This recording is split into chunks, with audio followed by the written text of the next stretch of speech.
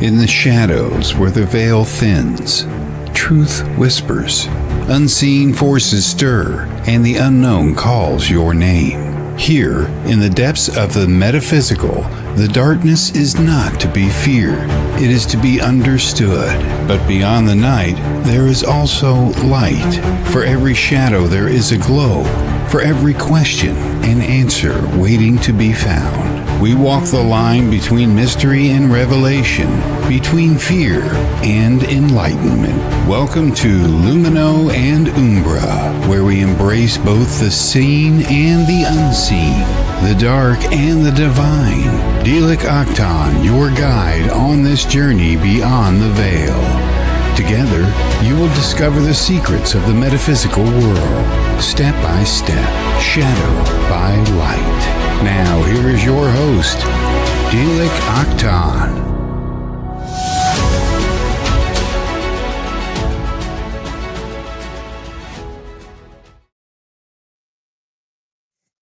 Hello, everyone. Welcome to my channel, Spiritual Nest, and welcome to my show, Lumino and Umbra.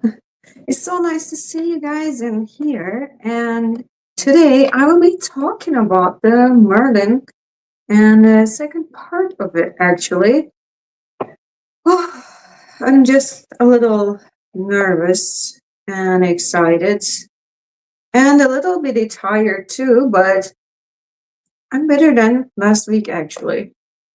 So, before we start the show, I would like to give you guys this disclaimer.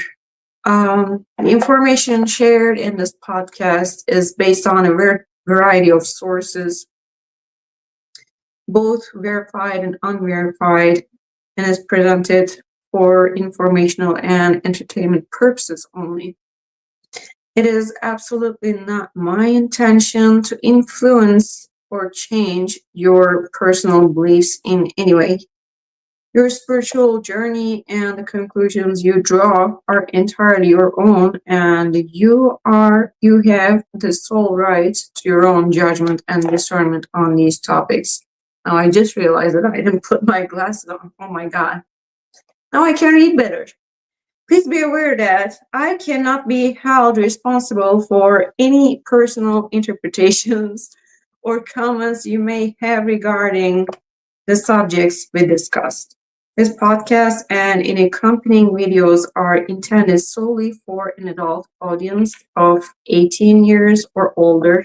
If you're under the age of 18, please exit this podcast or video now.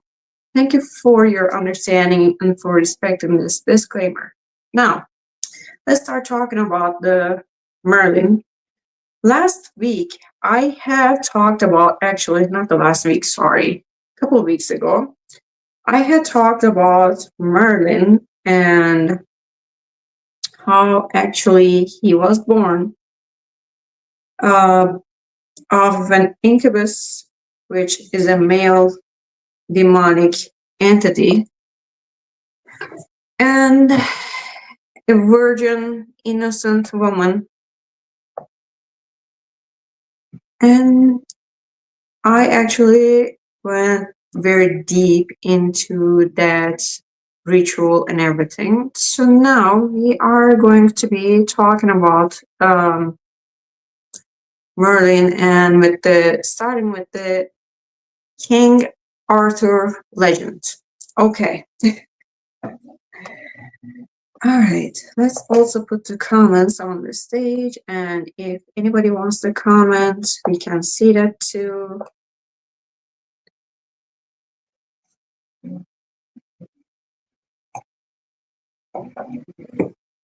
One more sip. Okay, let's start.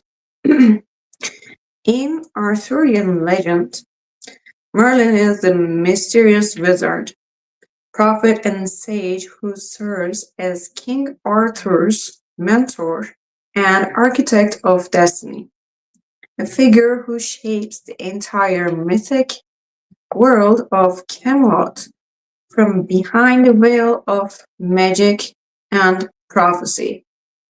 So actually, the subject we are going to start talking about is eventually going to be leading us to how actually Merlin shaped today's British government and everything like that.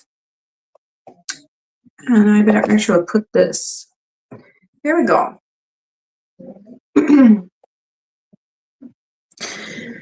Merlin appears as Merlin Ambrosius, a prophetic child born of a mortal woman, mortal, innocent, and virgin woman, and a spirit, which is a demonic spirit, incubus, giving him his supernatural powers. So we are actually seeing these from the Geoffrey of Monmouth's book. But there are other things coming up too. So the other origin that he is first introduced to explain the mystery of the collapsing tower of King Vortigern, which is the next one. I guess we can see it right here. Here, yeah.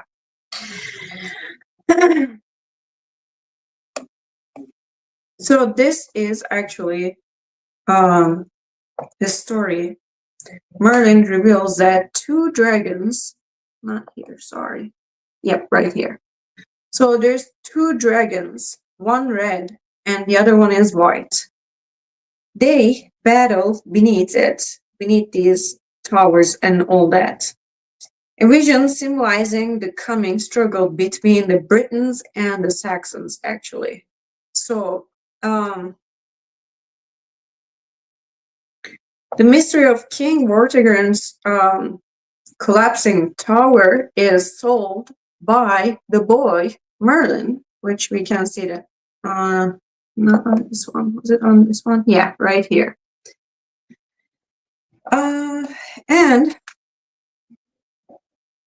Merlin reveals that the tower's foundation sits above an underground lake containing a red dragon and a white dragon. These dragons are representing the Britons and Saxons. And they were fighting, but causing the tower to collapse. Vortigern's wise man's solution of blood sacrifice was a misinterpretation of the true cause of the instability. In here, King Vortigern attempts to build a fortress or tower at a site in Wales, but it repeatedly collapses. His wise man advised him that the site requires the blood of a fatherless child to stand firm. Merlin, a prophecy child, is brought before the king. He reveals that the true problem is not a lack of sacrifice, but the presence of a hidden underground lake beneath the foundation, which is the two dragons. The red one and the white one are sleeping in this lake. When Vortigern's men dig, they discover the lake and the two dragons who emerge and begin to fight. The red dragon is symbolizing the native Britons, while the white dragon symbolizing the invading Anglo-Saxons. The white dragon, representing the Saxons, is initially dominant, but the red dragon eventually wins the fight, and Merlin is actually predicting this. Merlin predicts that the red dragon's victory is a symbol of the British people's eventual triumph and the coming of King Arthur. So this was actually coming up as his very first prediction. The story serves as an allegorical explanation for the Anglo-Saxon influence in Britain and the Vortigern's role in it. That's another one. So Merlin's role and King Arthur's story is actually changing. There are like few different roles that he has. And also, as I have mentioned this before, I believe it was on the couple of weeks ago that I had talked about it. Merlin was actually believed that he helped to build Stonehenge. And there's actually the representing picture of him like that. That's another one. All right. Nope, not that one. Sorry, I'm going too fast. Yep, here. So on this picture, we see that Merlin is actually meeting with King Arthur. But we got to talk about that. So here, Merlin becomes the guiding force in Arthur's rise as a prophet of the future, architect of kingship, and the guardian of destiny. So the roles are going like this because he foresees Arthur's birth before Arthur was born, even during the tower's collapsing time like that, and he actually predicted Arthur's birth and the fate of Britain. And this is actually making him as a prophet role. And he arranges the circumstances of Arthur's conception by guiding King Arthur, Pendragon, and Igraine. And with this one, actually, he is building the kingship, which we gotta be talking about this because this is actually an interesting part.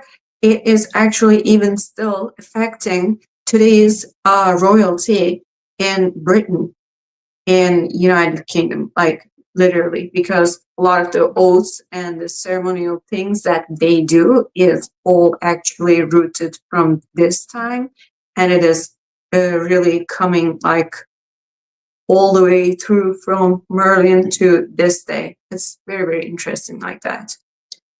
And also, Merlin ensures Arthur's hidden upbringing and orchestrates the test of the sword in the stone, through which Arthur proves his right to rule.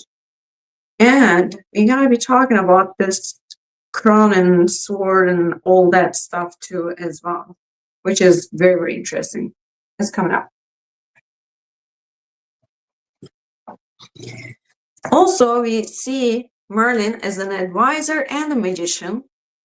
He helps establishing Camelot, and the Round Table advises Arthur on matters of war, peace, and spiritual questing, like including the search for the Holy Grail and all that. And he also is an enchanter. He conjures illusions, builds magical structures, sometimes said to be linked to the Stonehenge, which I had talked about this before, right here. They say, like on some sources, that they say he actually helped building the Stonehenge. So yeah, he is a very interesting person. But my other question is actually how Merlin's role affected the today's Britain and British state administration, which we're coming right there. Merlin's influence on modern Britain is not really direct or political, but it is directly, like not directly, but indirectly is coming from him, especially for the ceremonial part that we will see. The mythological, psychological, and cultural way he actually affected, yet it's like really going deep. His image helped shape how Britain sees its identity, leadership, and relationship with wisdom, mysticism, and destiny. So I think, nope, not there. Where did I put that? Oh gosh, I think I put it way too later. Could be this one, I guess, or this. New one. We can start with this one, I guess. All right, so there is actually a few ways that he affected today's British kingship. So the mythic foundation of the British kingship is actually based on Merlin's role. And Merlin's role as architect of Arthur's destiny laid the foundation for how later British monarchs were imagined. In the Arthurian cycle, Merlin creates the ideal model of kingship, a ruler chosen by destiny, advised by wisdom, and guided by divine or magical authority.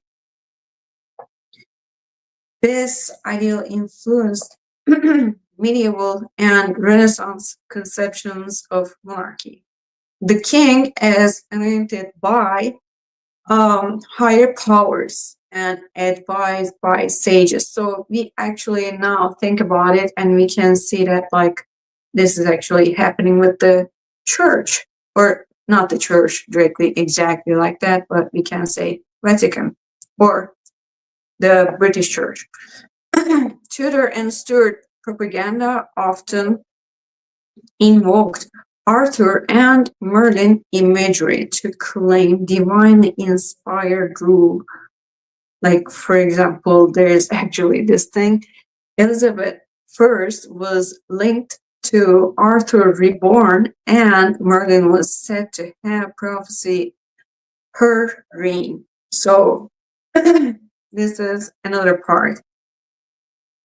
Merlin became a symbol of divine counsel behind royal authority. The pattern still echoed in the ceremonial, mystical tone of British state rituals today. For example, like the coronation oath and symbolism of the sword and crown, which these are actually really important if I'm not wrong about the British royalty. So there are also another thing of it, like the he is influencing the idea of British destiny. And Merlin's prophecies, of course, he was a prophet, and his prophecies in Geoffrey Monmouth's, I really cannot say this. Oh my God. I will try my best. Okay. Prophetie Merlini. I'm not so sure. I will write it down right here. Oh, not that one. So on this, I actually found, but just a minute.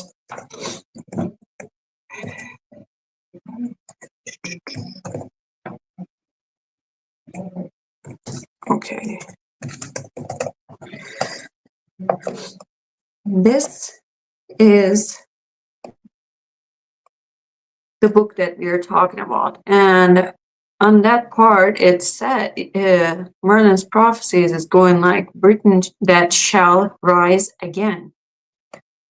And there's actually a lot of prophecies that he has. And these prophecies were like later interpreted as foretelling the rise of a united Britain, or even the as a global empire too.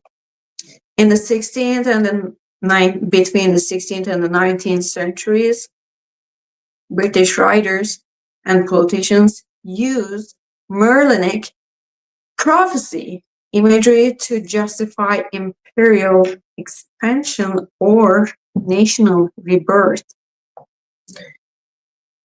The idea that Britain has spiritual destiny to lead, to enlighten, to balance, all that echoes the old Arthurian belief in the once and future king and the hidden magician behind him.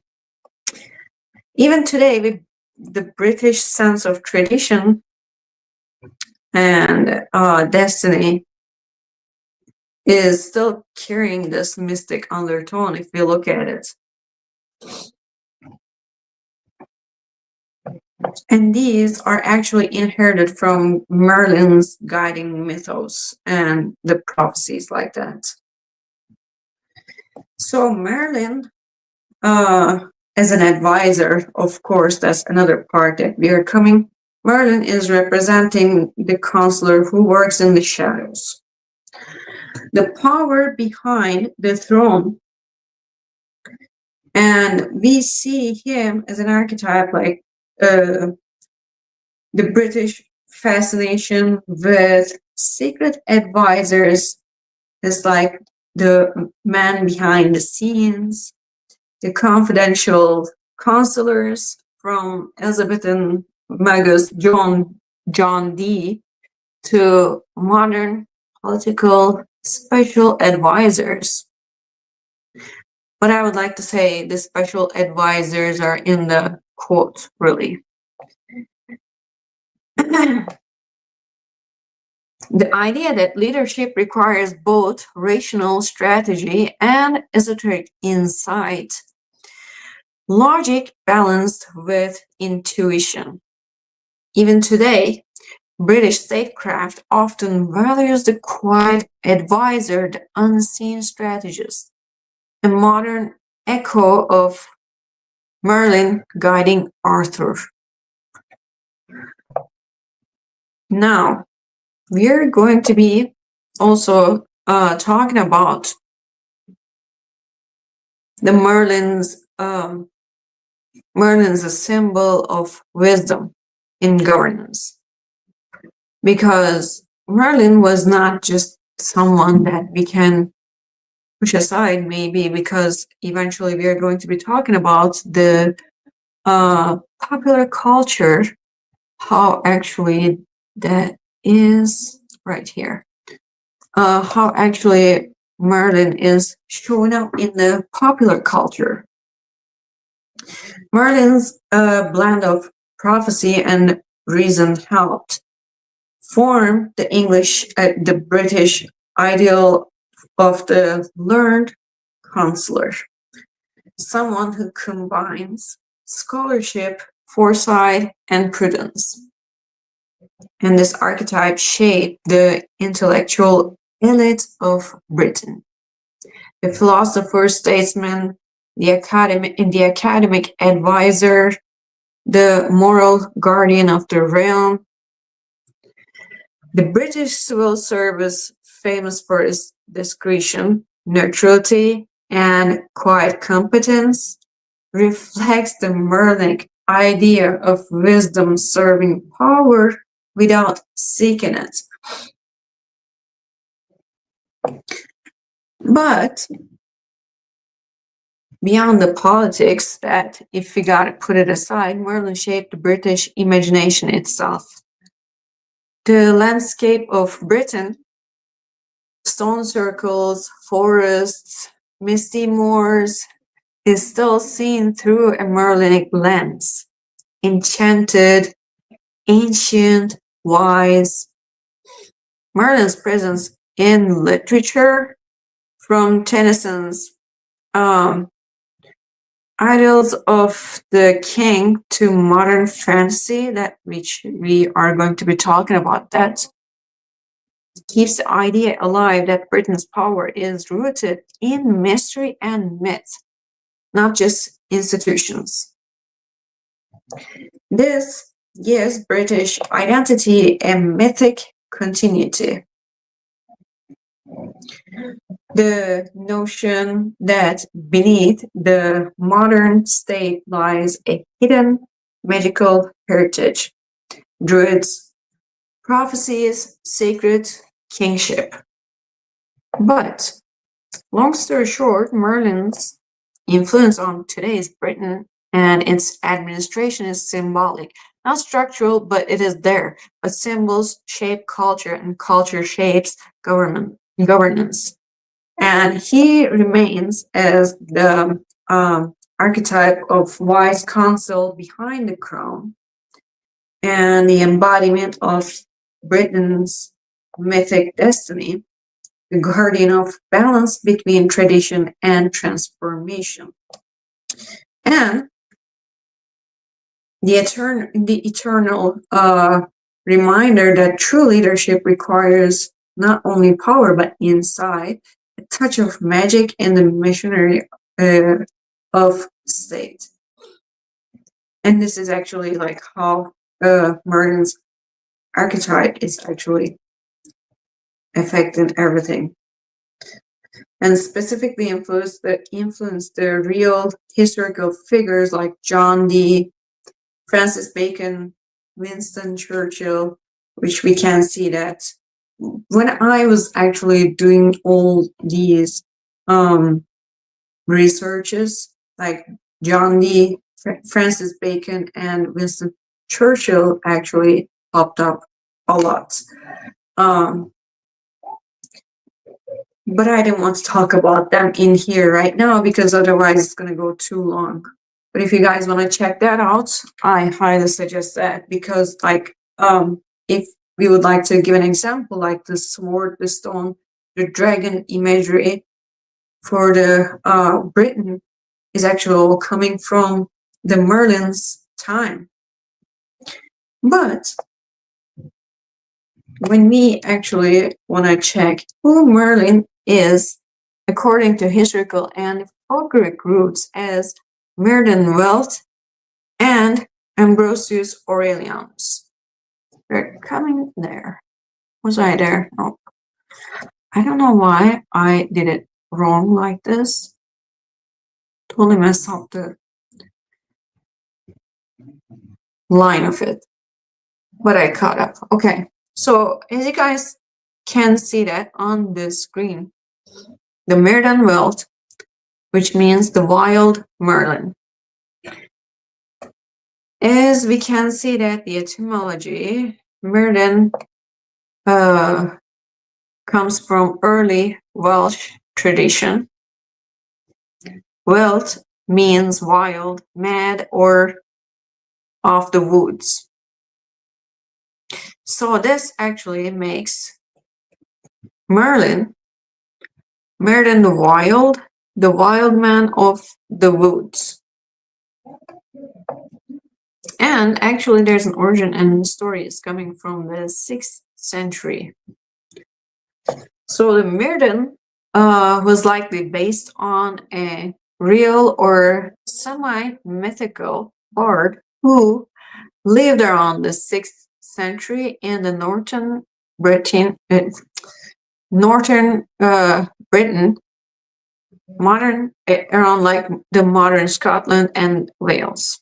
According to the, okay, I will write this down because I cannot pronounce this, too hard for me. I believe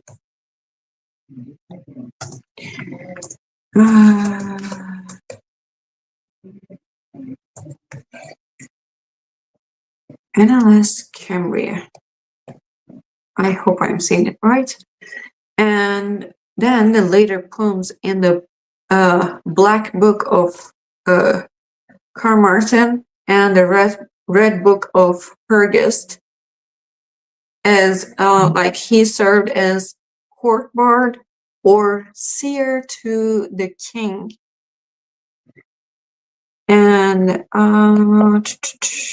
then after the terrible battle, the battle of after it, yes, I can read that, but I will write it down in here in case, so you guys can see that as well. Which I have checked that one out too. The Battle of I'm going wrong. Here we go.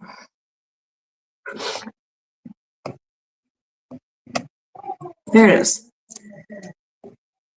And after this battle, actually he is going cuckoo. He went mad and fled to the Caledonian forest and lived among animals. But also I have read on one more source that I have actually seen when I was doing this research, that it was saying he went cuckoo because he actually started getting into this supernatural powers and a lot of the occult stuff and the things like that. And he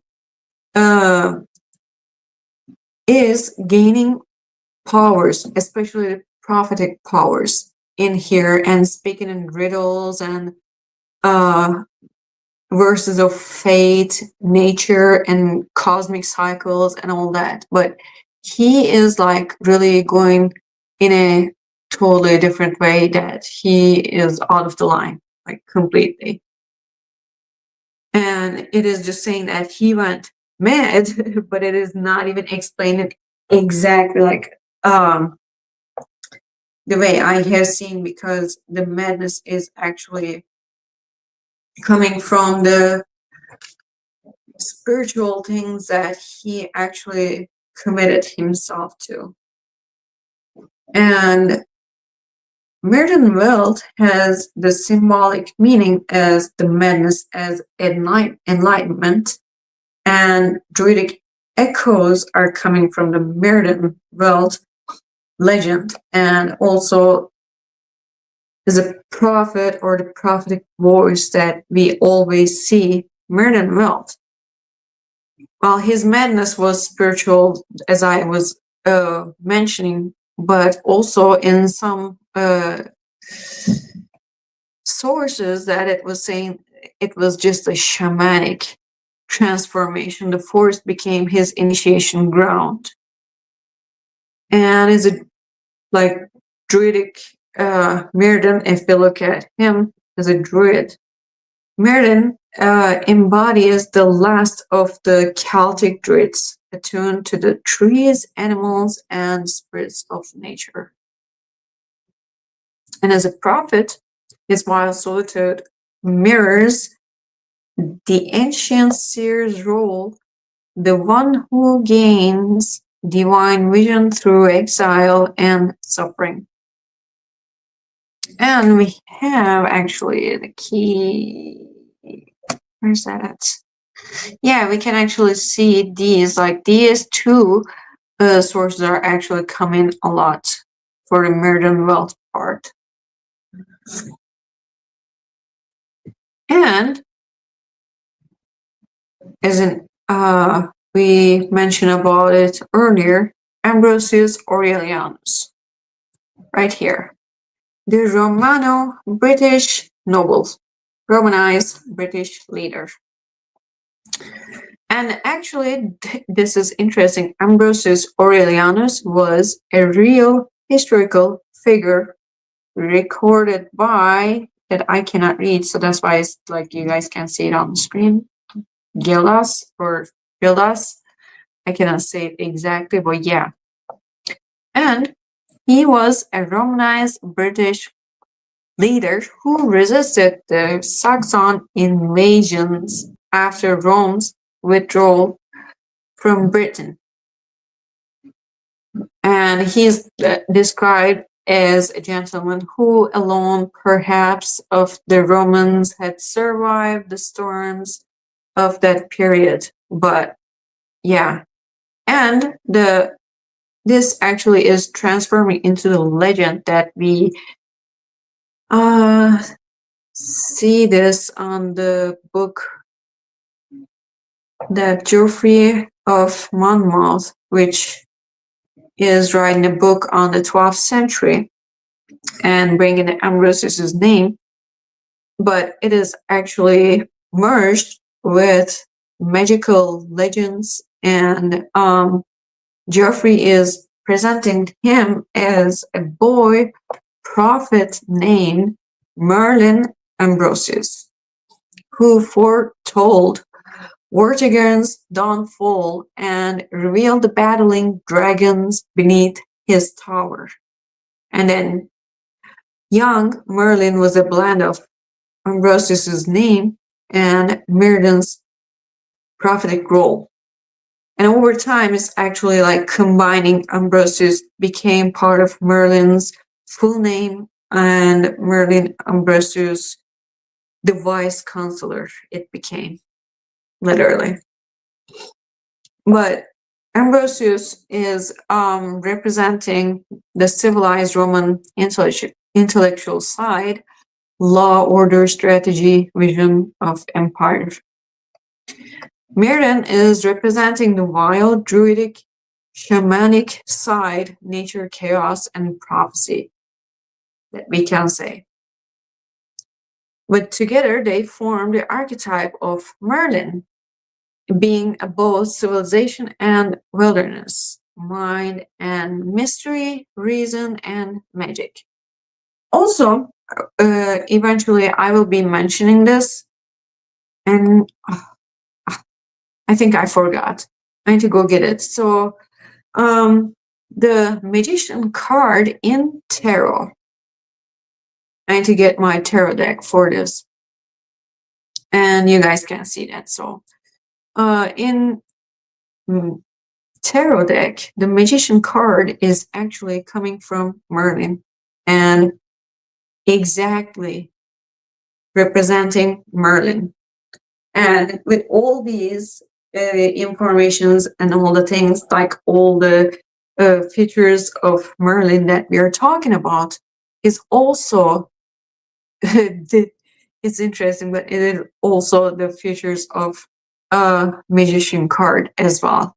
Like when it is upright, it is Merlin's light side, and when it is upside down, when it is in reverse, yeah, it is the Merlin's shadow side. And it's so true, actually, like that. You guys will see that eventually. I will be mentioning that. I have that in this one as well. So, Geoffrey of Monmouth essentially merged the Myrddin and the Ambrosius into a single mythic identity to serve his vision of British destiny. And the name is actually hybrid. Myrddin was Latinized to Merlinus. Geoffrey feared Myrddin. Sounded too close to the French word murder. What? Well, yeah, but at the same time, no, I guess. When I seen this, it was like very interesting to me. I actually did the same thing. It was like, what? But yeah, Merlinus is coming from him. And actually the lineage is turned into total different hybrid too. Ambrosius nobility gave Merlin authority. Myrddin's madness gave him mysticism. Exactly. But what is functioning that the seer of the woods became the court prophet of kings. And yeah, Myrddin Wyllt, the shaman prophet, and we can call it as like nature's voice, symbol of the pagan soul of Britain and all that. Ambrosius Aurelianus is like totally different, the noble strategist, the guardian of Roman British continuity, symbol of reason and order. Merlin is like the fusion, and he is the bridge in between worlds, guiding kings yet belonging to none. But according to esoteric and occultic traditions, he is showing up as a Magus archetype. I put that on right here. I hope you guys seen this. So Merlin's influence on today's Britain, like that exactly. There's even a lot more and stuff that is going on, but yeah, you guys can see it on this one. And Merlin is actually connected with a lot of things in the esoteric and occultic traditions.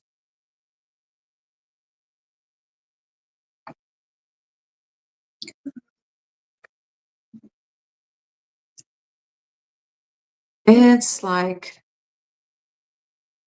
this is an archetype, but now I think we gotta start talking about the tarot card and the magician card that we are coming up. Yeah, I see. Okay. Merlin is not just a legendary wizard according to the esoteric and occultic sources.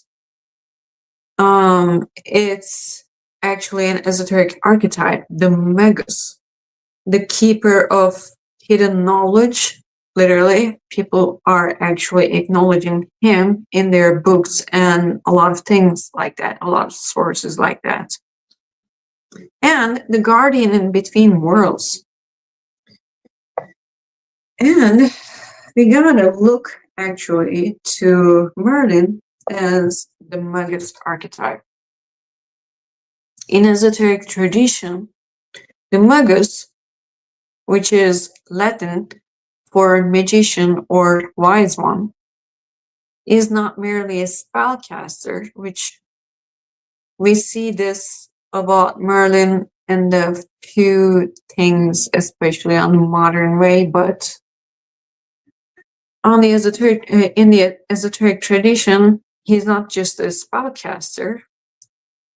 He is the embodied bridge between divine mind and material world. Merlin fits this archetype perfectly. A being who knows the laws of nature, the stars, and the soul, is because he is a druid and shaman, and also uses that wisdom to guide destiny, which we have been talking about it. So there's actually a couple things that we will be talking about it. There's like hermetic things, hermetic sources that are viewing him as the Magus is one who knows the hidden correspondences between heaven and earth and acts through them. Merlin's acts shaping the fate of kings, reading the stars, communing with nature reflect the hermetic law of correspondence, as above, so below.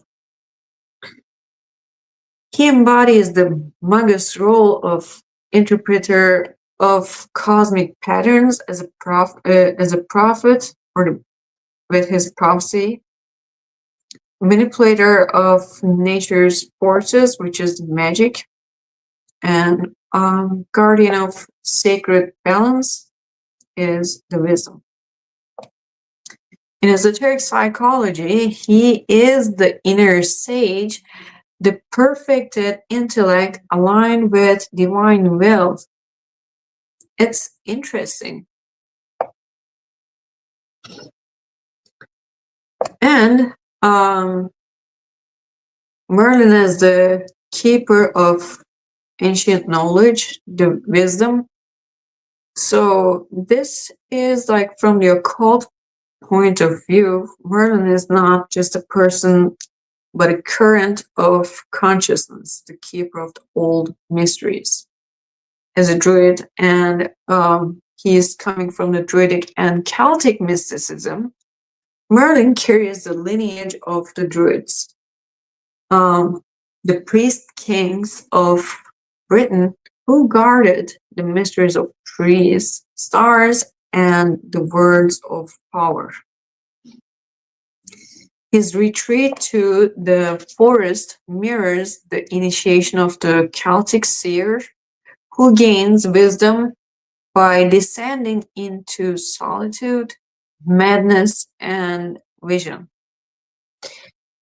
His animal companionship symbolizes communion with nature's spirits and echo of animistic magic found in druidic rites.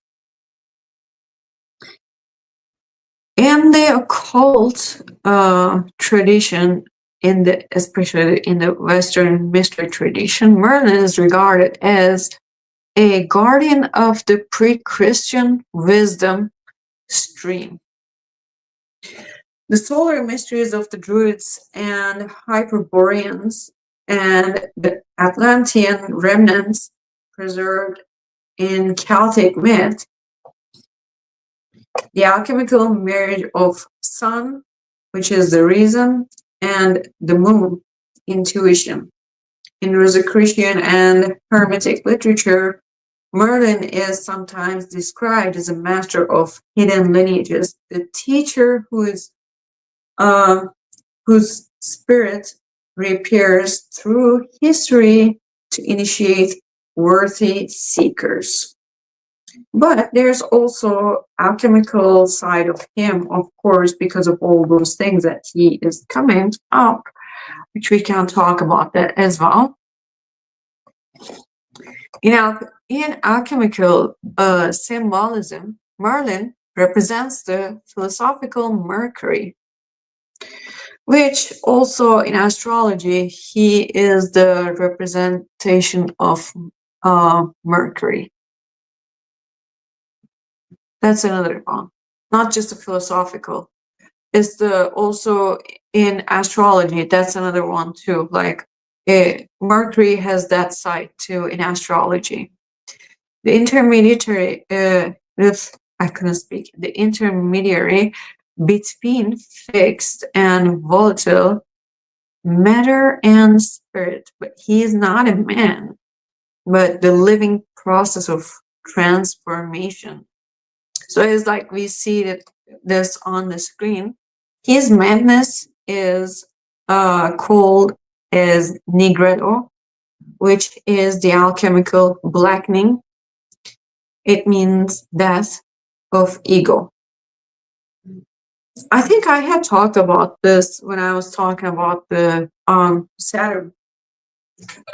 You guys may remember that. And if you guys don't know about it, I actually explained all these during the Saturn. I cannot remember either part 1 or 2, one of them. His wisdom after madness is called albedo, the purification through insight, which means lightning. His service to Arthur is rubedo, the red face, the perfected philosopher guiding the spiritual king. Merlin is the Magus within, the one who turns chaos into gold, ignorance into illumination. So he has also hidden connections.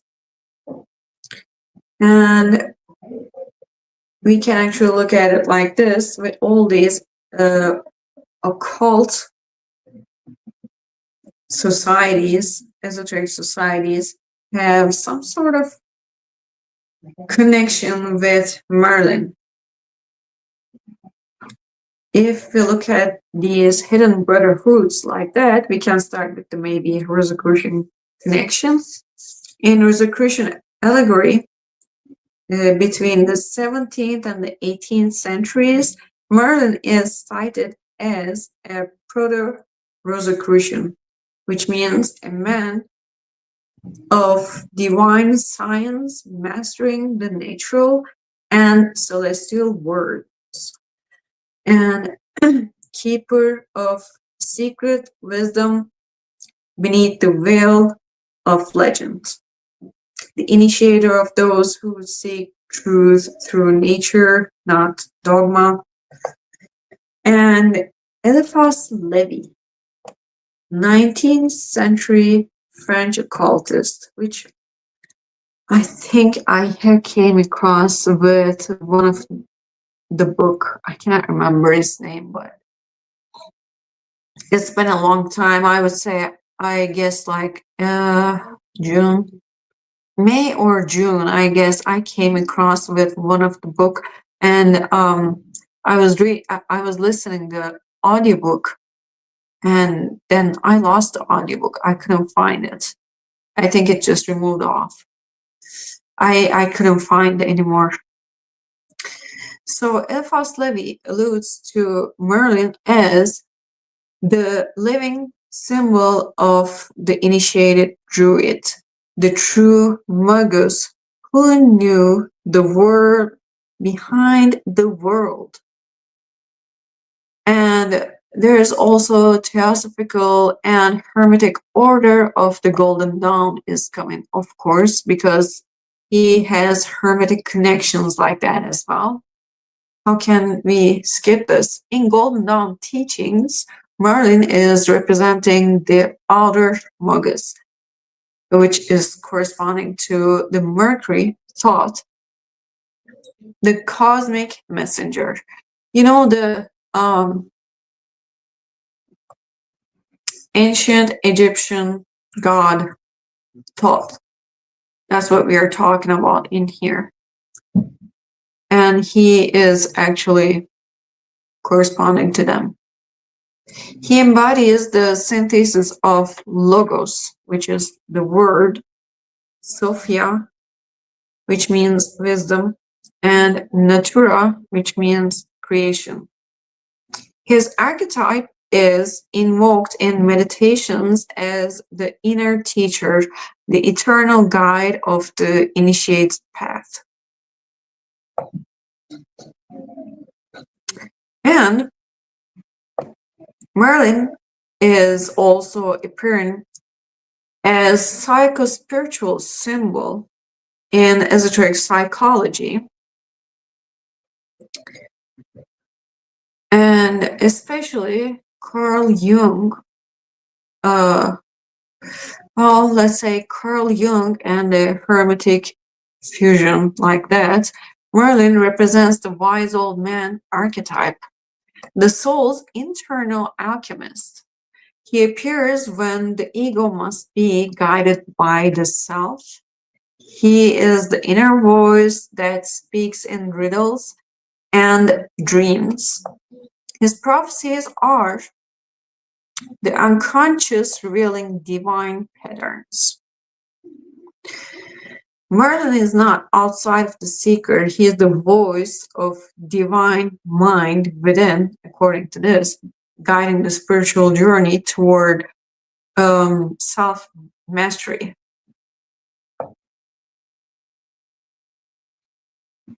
Oh, almost it's been an hour. Oh my goodness, I didn't realize that, but 5 more minutes, and then after that, break time. Let's do that. And right here, I can show that maybe. Yes. Esoteric sources and how actually they're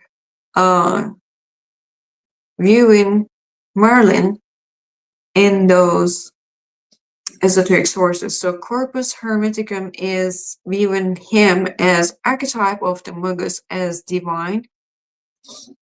And like I was talking about, this thought Hermes parallel thing right there. On the screen also, you guys can see that 3 books of occult philosophy is defining the Magus as one who masters the correspondences. Merlin personifies this mastery. Vita Merlini. This is the Geoffrey of Monmouth. prophet, seer, and wild sage, as we have talked about it.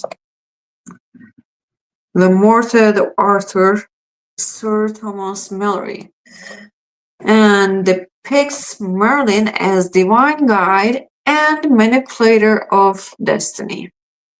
And Eliphas Levi, that we have actually talked about, Merlin cited as an example of the Magus of legend, embodiment of magical wisdom. But if you look at it, he always has the connection with the Thoth, Hermes, and divine guide, prophet, and all that. It's like constantly coming up like that.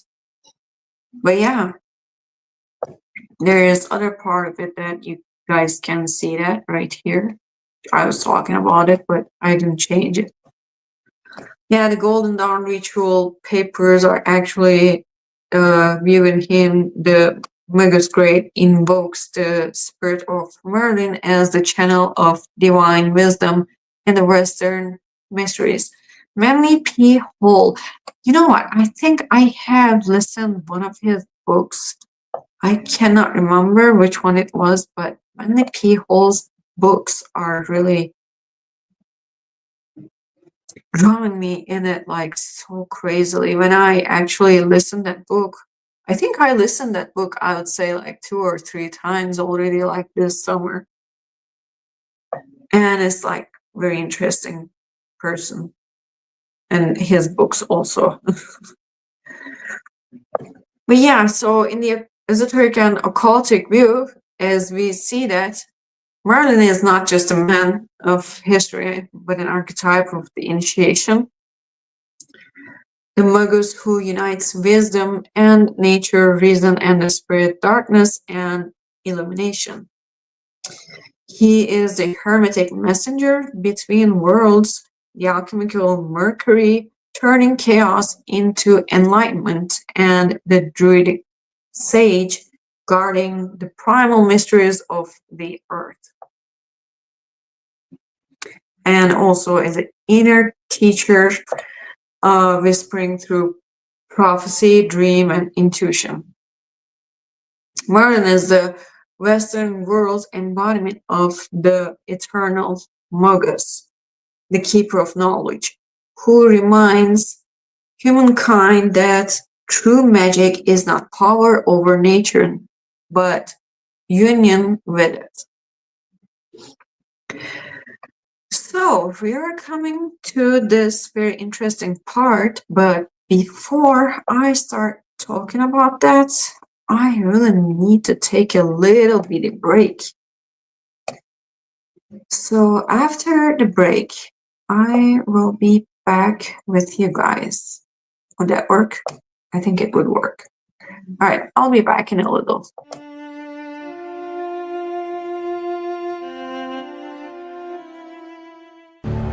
In the shadows where the veil thins, truth whispers, unseen forces stir, and the unknown calls your name. Here, in the depths of the metaphysical, the darkness is not to be feared, it is to be understood. But beyond the night, there is also light. For every shadow there is a glow, for every question an answer waiting to be found. We walk the line between mystery and revelation, between fear and enlightenment. Welcome to Lumino and Umbra, where we embrace both the seen and the unseen, the dark and the divine. Dilik Aktan, your guide on this journey beyond the veil. Together, you will discover the secrets of the metaphysical world, step by step, shadow by light. Now, here is your host, Dilik Aktan.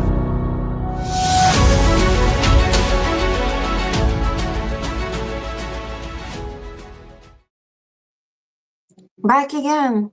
It was not a long break, but it was okay. All right, so let's talk about this. It's the interesting part that it is coming now. We always see Merlin symbolism. in the popular culture, in the movies, and in other ways that we always see him. But there's always something that this actually archetype or symbolism is telling us. So what does the meaning of the symbolism of Merlin's appearance in the popular culture? Well, there's actually a lot of the ways that he is appearing. So it is technically the archetypes that we talked about it earlier. The eternal Magus has been reinterpreted again and again throughout modern myth-making and popular culture, of course. Merlin as an archetype and the collective unconscious is coming actually like the mix of Carl Jung and the occult psychology. The archetypes are not inventions, they are reemergences of the ancient patterns in the collective psyche. So this is constantly coming up like this. Merlin is one of the strongest Western expressions of the Magus archetype, the wise initiator, the guide through chaos, and the teacher of kings and seekers alike. So every time modern culture creates a new wizard mentor, it's Merlin resurfacing under a new mask, actually. One of this is we can give as an example of Dumbledore is representing the compassionate Magus, the heart of wisdom. In Harry Potter series, Dumbledore is a direct psychological descendant of Merlin and embodying the benevolent and moral aspect of the Magus, the wisdom that leads, protects, and teaches, which we see that actually because Dumbledore was protecting Harry at the same time, not just Harry, of course, all those students and everyone, but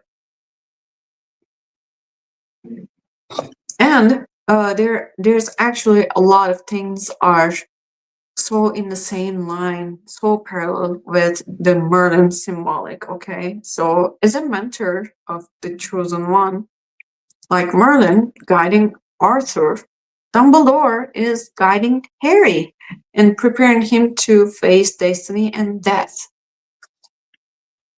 And also, he is the bearer of prophecy in the movie, which both understand and conceal the threads of fate, the duality of light and shadow, Dumbledore's past with Grindelwald mirrors Merlin's fall to Nimue or his dance with darker forces, which we talked about that earlier as well. And the hermetic principle of love.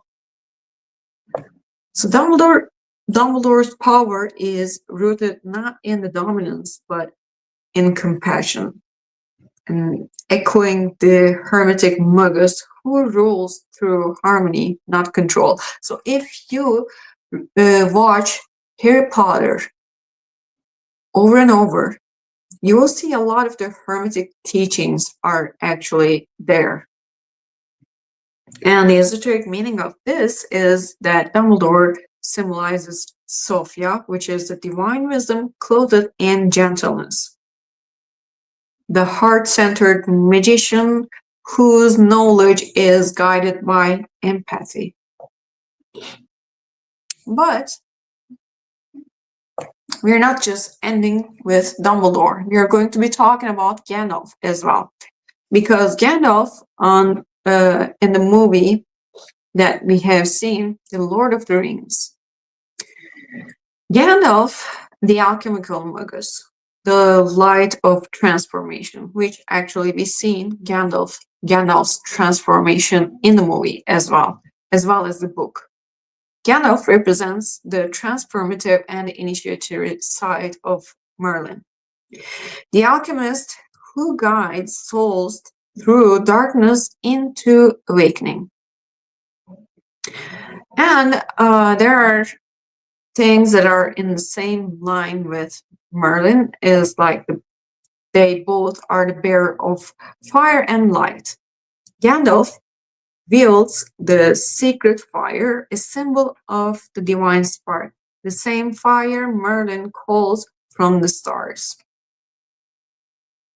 The gray Gandalf turns into the white transformation, turns into the white Gandalf. So metamorphosis from Gandalf the gray to the white is the alchemical rebirth that we actually talked about it. So it goes in nigredo, albedo, and rubedo, which is the blackening, whitening, and red phase. Mediator between worlds,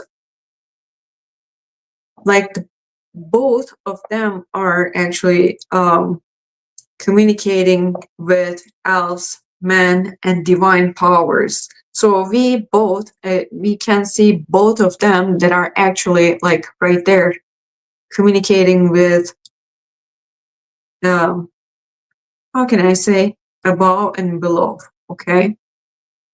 Like Merlin that was bridging the heaven and earth. And actually we see the Gandalf like that. He communicates with elves, men, and divine powers, right? And the staff as axis mundi. His staff is the world axis, the symbol of vertical connection between higher and lower planes. So the esoteric meaning is Gandalf's is the solar Magus, which we had talked about that before, what the solar Magus is. Representing illumination, purification, and divine order. The hermetic adept, whose magic awakens the world to its hidden sacredness. But we're not ending it in here. We also see, where is that? Let me see. Yes, we also see one more magician in The Lord of the Rings, if you guys remember that. Saruman. Saruman's role in The Lord of the Rings, like in the beginning, he seems this good wizard archetype or the image, right? Saruman does not representing the Merlin directly, but he embodies the fallen or corrupted aspects of the Merlin archetype. So we can actually say the shadow of the Magus, or the shadow side of Merlin. And wait a minute, where did I put that at? Oh no, not this one, right here. Yep. So Merlin has the light aspects, and Saruman is the shadow aspect. Gandalf is the light aspect. I wrote down in here wrong. Sorry about that. Gandalf is the light aspect, and Saruman is the shadow aspect. Okay, and which we can see the wisdom, sacrifice, divine will, the solar Magus in Gandalf. But the Saruman has knowledge turned to domination with the lunar side, like he's the lunar side or the shadow Magus that we can actually call. So these are the two poles of Merlin's, the duality actually used in The Lord of the Rings. It's not just one wizard. That's the reason why. So we were actually able to see all the alchemical duality. So sulfur and mercury, or the hermetic opposition between wisdom and pride, which the wisdom is Sophia, the pride is Lucifer. Saruman as the fallen Magus archetype is actually interesting too. Saruman literally means man of skill or cunning man. This is an ancient English phrase for a wizard, but one who relies on craft and intellect, not divine inspiration. That alone marks the archetype. He is the Magus who has turned from illumination to manipulation, from sacred knowledge to mechanical control. And there are actually same lines that it goes esoterically, especially in hermetic lore. This is the adept who loses balance, who instead of becoming one with divine, tries to become the divine. So there is a difference between Gandalf and the Saruman like that. When we look at the Merlin archetype in the Lord of the Rings, the Druidic and Celtic analogs, this corresponds to the mad seer turned tyrant, a shadow reflection of Myrddin's Wyllt prophecy. In alchemy, Saruman is the black sun, which I had talked about this in my Saturn episodes. Wisdom corrupted by the ego's hunger for order and domination. Yeah. Saruman is Merlin's shadow. I actually have mentioned earlier, Merlin himself has a dark mirror, dark side. The part of his myth where he is born of an incubus, or when he loses control to Nimue, which the Lady of the Lake. I didn't talk about this earlier.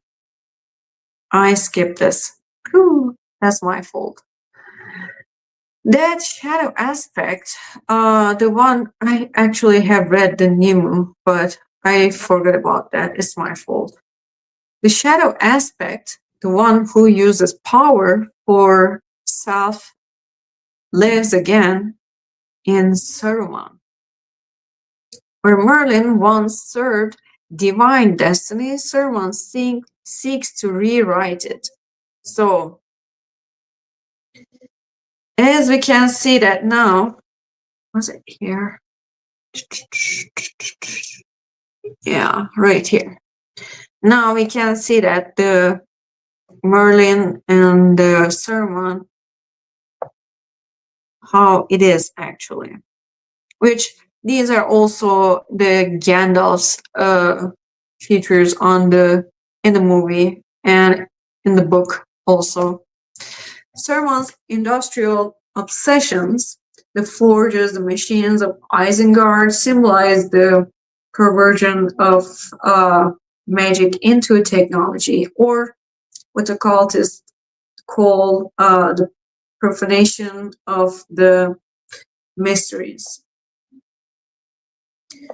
In this sense, Saruman is the fallen Merlin, the one who forgot to the sacred laws of balance and became enslaved to intellect and will. But Merlin archetype is not just ending with Gandalf and Saruman.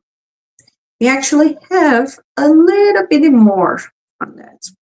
Okay, so we actually see Merlin himself. And afterwards, but he's representing the Papa Smurf in the Smurfs cartoon. So the Papa Smurf is the alchemical elder, the domesticized Magus. So the Smurfs is actually got this Merlin and use it, but eventually Merlin himself appears in the Smurfs cartoon, which there's an episode, you guys can find it, where Papa Smurf meets with Merlin. And this is like very child-friendly alchemical symbol. But if you think about all these things that we have been talking about Merlin, like, is Merlin really child-friendly? Depends on what actually perspective we're looking at. But, so there are symbols that in Smurfs they used for representing Merlin as Papa Smurf. So the red hat and the white beard. Red, rubedo. We talked about this, which is the alchemical completion. The white is the albedo, which is the purity together. So the Papa Smurf is the completed philosopher's stone. Ta-da! And actually, the philosopher's stone that I had talked about it earlier. When was it? Could be the Saturn, and also could be the Karma, maybe. I cannot remember. I have talked about that in one episode. I think it was the Saturn. And if you guys remember that, Smurfs are living in the forest. The Smurf village represents the natural kingdom, the druidic, nature-centered world that Merlin once ruled. The alchemy and potion making, if you guys remember that, actually Papa Smurf was making potions to cure other Smurfs. Papa Smurf's role as alchemist and healer connects him to Merlin the druid, the one who understands nature's secret chemistry. And also, we see Papa Smurf as someone who is guiding and who is so wise. He is guiding youthful, chaotic spirits, which are the other Smurfs, symbolic of elemental forces of nature. So, esoterical meaning, if we look at it, Papa Smurf is a microcosmic Magus. The everyday alchemist bringing cosmic wisdom into childlike simplicity. While he is Merlin in miniature, showing that the great work can also be joyful and innocent. Maybe. I don't know. Honestly, like, until I started making researches about Merlin, I really didn't realize about a lot of this stuff about the Smurfs. I know the Smurfs were actually like propaganda of communism and stuff like that, like the socialism and stuff. Yes, I get it. But at the same time, you know what? Like, if you look at the Merlin and the combining with all that ideological stuff with this is like mind-blowing completely. And Merlin also appearing as himself in modern adaptations when actually BBC has what is that called? The Sword in the Stone, and also the Merlin. So everything is actually combining all together. So this always representing the reawakening of the Western mystery tradition into consciousness all the time. Like, it's coming back. They're just changing the names and stuff, but it's always reappearing somehow, some way. Each time he reemerges, the world is psychologically ready for a new level of initiation. In medieval times, he represented prophecy and divine right through Arthur. In the 19th and the 20th centuries, he became rational mysticism like the Gandalf and Dumbledore. In the late 20th century, he became the magician in everyday life.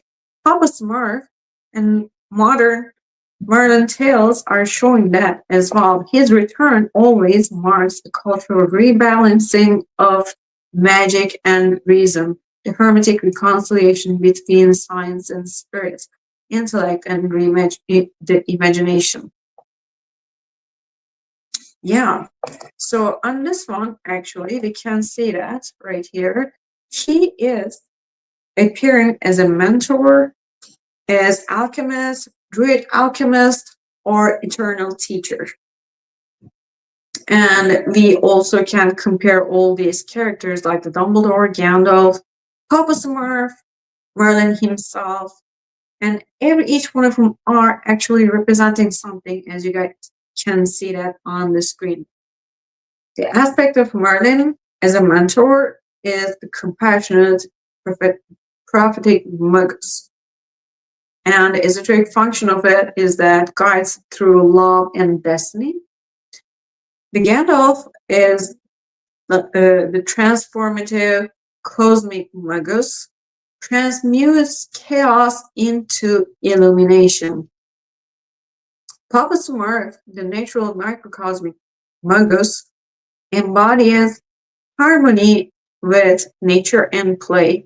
It makes it so cute, I guess. Makes it look really so cute, but I don't know if really I would call Merlin cute, honestly. Merlin himself, when he appears like that, the unified archetype, the bridging the worlds and awakening the initiates. So yeah. And the esoteric interpretation of the return of the Magus is actually deeper than we think, because all these incarnations point toward one deep truth, according to them, is the Magus never dies. He only changes form. As we always see that all the way through that to this day, like it's a long period of time. And actually, Merlin always just changed the form, but it never died. It is still there, like the Magus is there. Every age remakes Merlin according to its spiritual need. For example, like when humanity seeks knowledge, he appears as Hermes or Thought. That when it seeks order, he becomes Ambrosius or Dumbledore. And when it seeks illumination, he walks as Gandalf. These are the examples. And when it seeks innocence, he smiles as Papa Smurf. So, yeah. And with all these together, these are the four faces of the Magus, forming a symbolic cross of wisdom, compassion, transformation, and joy. Yeah. So I think we're done with the Merlin. Oh my God. This is the end of Merlin. Yay, I did. I did it. But yeah, it is like the whole thing of Merlin. So, did I miss anything? I think I did not. Okay, I showed you guys everything on the screen too. I'm just checking it out. I'm gonna let this go. Let's make this bigger so I can see better. Yoo-hoo! Okay, now I can remove this. I'm back. All right, so yeah, I don't know what you guys are thinking about this, but Merlin was very interesting to make a research about, because in the first place, I actually had thought that it was going to be something just for an hour. But when I started digging deeper, it actually started becoming something more interesting and something like way more than I thought. It turned out, but it was actually good. I love doing this, so I don't know what you guys are thinking about it, but definitely say something if you guys are thinking that it was good, or if you guys have any comments about it or anything like that. I would like to see it. And for you guys who have been in here, thank you so much for being in here with me until the end. I really appreciate it. Nobody said anything in the comments. Okay, that's fine. That's all good. But guys, I'm so tired. I really need to go.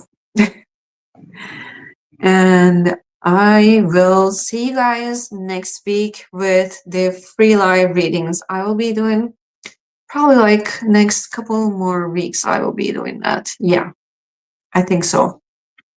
So next week, I will see you guys with the free live readings. And if you would like to join to the free live readings, please don't forget to subscribe to my channel. And you can also follow me on Instagram and Facebook. I have all those links in my YouTube. You can check that out. And if you would like to get the picture readings, you can reach out to me through my Facebook page or the Instagram. And I will see you guys later. Bye-bye, everyone.